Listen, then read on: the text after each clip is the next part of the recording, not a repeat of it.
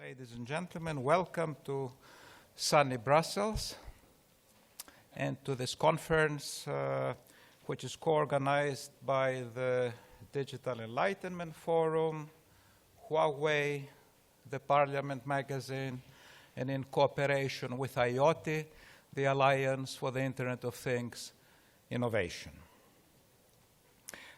When the Internet of Things concept started a short 15 years ago or so, when the name was coined, it was a relatively modest vision.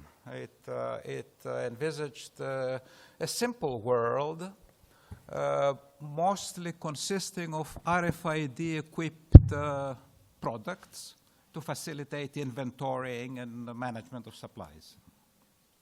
The Internet of Things, whose future you are here to discuss today, is a far more complex and transformative ecosystem that comes in the wake of yet another level of convergence of cloud computing, big data and semantic technologies, and future networks, notably 5G. It is this convergence that gives rise to this powerful ecosystem that is full of promise, according to many, but also, as all such technological advances, science sons a bell about risks to be attended to.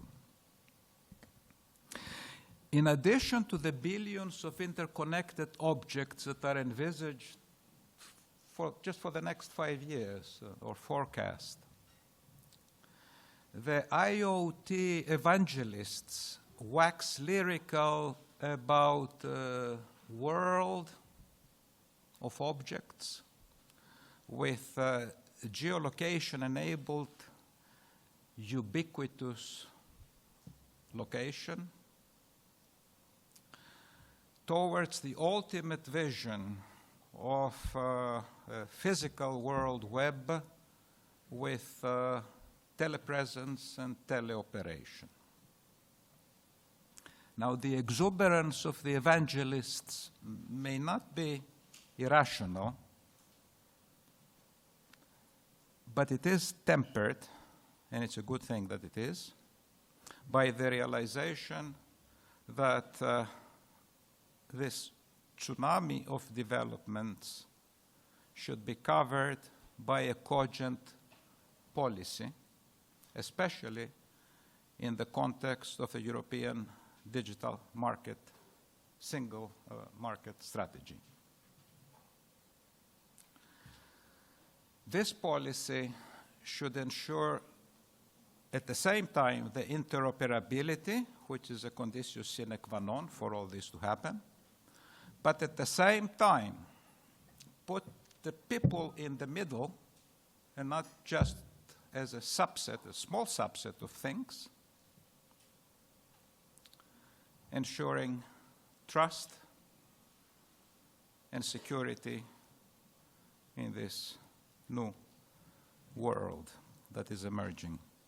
Without these provisions, there are nightmare scenarios of households full of malevolent imps misbehaving, or ambitious autonomous systems driven by disgruntled leprechauns. To say nothing about the spy in the coffee machine. Just as an illustration, if you just look at the massive fusion of data that this ecosystem calls for, at the same time, it creates huge cybersecurity risks and also renders practically inoperable provisions such as the ones encompassed in the Fourth Amendment of the American Constitution, which says that people have the right to be secure in their persons, in their houses, in their papers, different times, in their effects against unreasonable searches without due process and due cause. And this is just one of the aspects that give rise to very concrete problems that need to be dealt with. We're aware that discussing such issues these days is particularly charged, but this only makes it more imperative to do so with clarity and in a balanced fashion. So, in a nutshell, not in chronological order, but as logical entities, you have the topics to be discussed today. The technology and the services and applications that it enables, the policy, centrally, standards, and trust and social impact. So, allow me before closing and welcoming Director Mario Campolargo, who will deliver the opening address, to say one thing. I know that each one of you in the last few days either made or at least contributed towards making a difficult decision as to whether to be physically present here today. I want to say that we welcome your decision. We're happy you're here today, and we thank you for it and welcome you.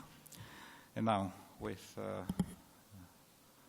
special thanks and a particular welcome, I want to invite an old and trusted friend, Director Mario Campolargo, to take the floor.